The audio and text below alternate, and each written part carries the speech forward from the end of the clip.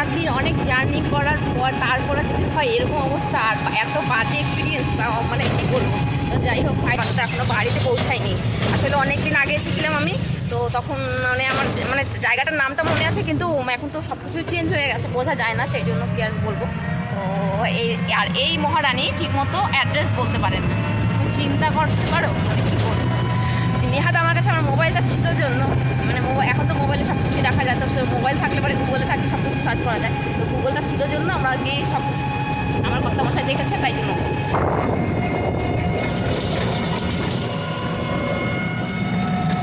যে উদ্দেশ্য করে এসেছি সেই উদ্দেশ্যটা পূরণ করেছিলাম। আকাশের অবস্থা ভীষণ ভীষণ খারাপ, তো আকাশ পুরো মেঘলা হয়ে আছে, তবুও যেহেতু মন চাইছে তো যেতে তো হবেই।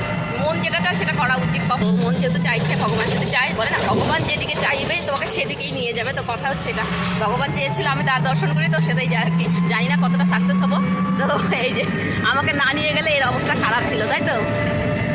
ভালো করে বলো।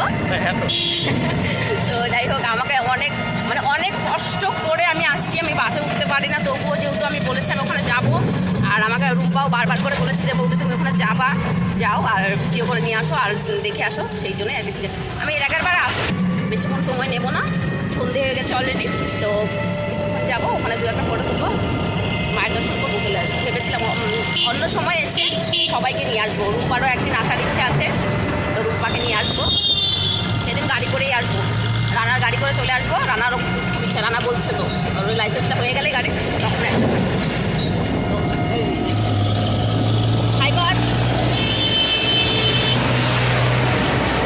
এটা হচ্ছে আমার আরেকটা ভাগ্নি।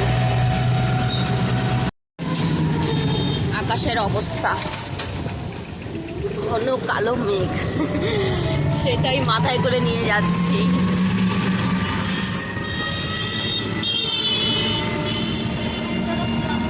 কপাল খারাপ থাকলে যা হয় আর কি। যাই হোক, তবু বাধা বিপত্তি যতই আসুক না কেন, মন থেকে চাইলে সেই কাজ সাকসেস হবেই, তাই না? তো কতটা সাকসেস হবে সেটা বৃষ্টির উপরে নির্ভর করবে, বাট এখনো আমরা যাচ্ছি।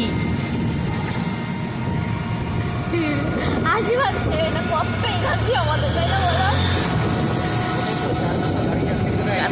তাও আমি ক্লান্ত হচ্ছি না যতক্ষণ আমি দর্শন না করবো, এটাই হচ্ছে কথা। মন্দিরের পেছন সাইডটা দাঁড়ানোর মতো জায়গা আছে এখানে। এই যে কত বিএসএফ বসে আছে এখানে, নাকি কোনো সমস্যা হচ্ছে জানি না, একটু দেখি বৃষ্টির মধ্যে কী করে ভিডিও করবো, কী করে করবো।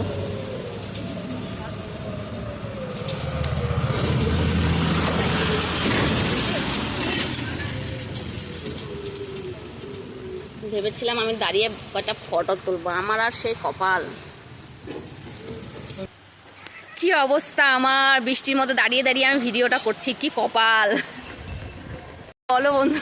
মানে এমনই কপাল খারাপ যে আসলাম তো আসলাম, বৃষ্টির মধ্যে ভিজে ভিজে আমি ভিডিও করছি।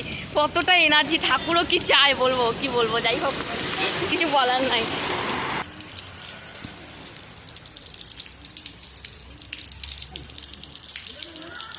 দাঁড়াও, হ্যাঁ দাঁড়াও, তাকাও।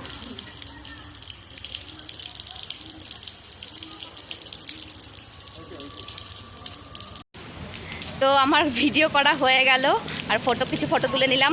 এত দূর থেকে এসেছি আমি শুধু ভিডিও আর ফটো তোলার জন্য, ভাবা যায়। তাও আবার দেখো মাথায় বৃষ্টি নিয়ে। তো যাই হোক, মন ভালো লাগলো, মানে মন ভরে গেল। তো ভগবান যদি চায় আবার আসবো কখনো। যে উদ্দেশ্য নিয়ে আসলাম সেটা তো পূরণ করতে পেরেছি। কথাই আছে না, ভগবান যদি চায় সেটাই অবশ্যই সম্ভব হবে। ভগবান যেদিকে চাইবে সেদিকে তোমাকে যেতেই হবে। তো ভগবান যেটা না চায় সেটা হবে না, তো যেটাই হোক। তো দেখো, আমাদের সাথে সাথে তোমাদেরকেও দর্শন করিয়ে দিলাম। তো কেমন হয়েছে অবশ্যই কমেন্ট করবে, যারা যারা চেনো। থাক, এটা তো ওই যে, আর এই যে ম্যাডাম দেখে দেখে অভ্যস্ত, ম্যাডাম যায়নি। তো ঠিক আছে, 5 মিনিটের জন্য এসেছিলাম, 5 মিনিট হয়ে গেছে, এখন চলে যাই। ভিজে পুরো কাক স্নান, একদম পুরো ভিজে কাক স্নান, দেখতেই পাচ্ছ। তো বেশ ভালো লাগলো। তোমার কেমন লাগলো বলো?